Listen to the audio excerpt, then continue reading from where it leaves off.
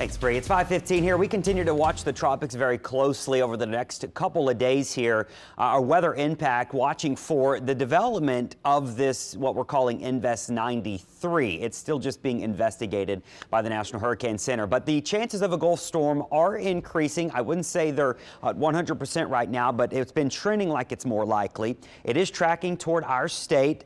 The impacts right now, we're thinking, are probably mainly from some extra heavy rain, but there's changes that are still possible depending on how much this thing does try to organize between tomorrow and Thursday as it does travel through the Gulf here. Now, this is the zone where we could see the low pressure form. This isn't necessarily a cone.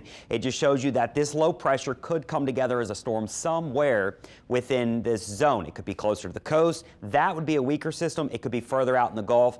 That would be a named storm more than likely, and that would lift our direction. And so we would prefer the one staying closer to land here because that would be the least likely to develop into a named storm. But if it does travel further south here, then we probably do have Dexter and a named storm. So here's what we're watching right now. This morning, the Invest is somewhat being sheared off a little bit, but this is looking fairly healthy. You've got banding features, you've got the circulation, and it's approaching the western or the eastern side of Florida. Now, there's Orlando, there's Jacksonville. This thing's going to be moving inland throughout today.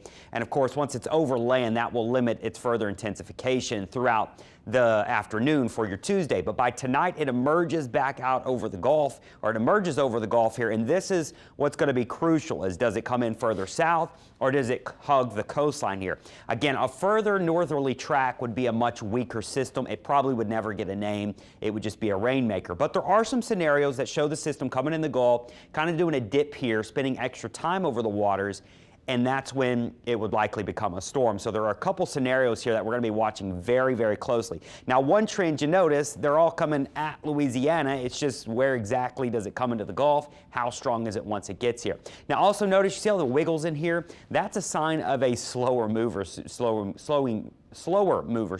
storm.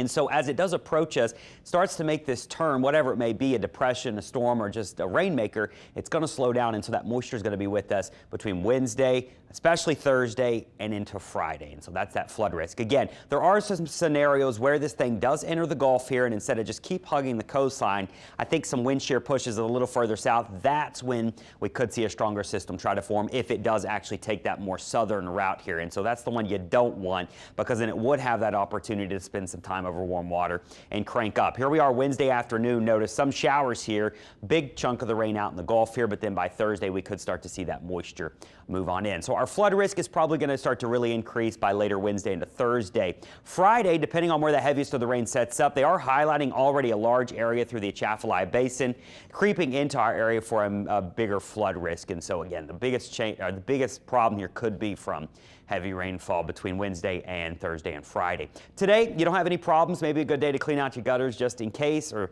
the street drains. You don't want those clogged up with debris. Do be very careful. We have a heat advisory in effect, though, so it's going to be very hot and muggy today. Heat index easily topping out near 108 this afternoon, maybe a few spots even closer to 110 degrees. So today's mostly dry. The weather impact alert for rounds of heavy rains really start to move in later Wednesday. I think Thursday and Friday are going to be the main days we need to keep an eye on this tropical feature. And then I still have a chance for some scattered showers and storms heading into the upcoming weekend.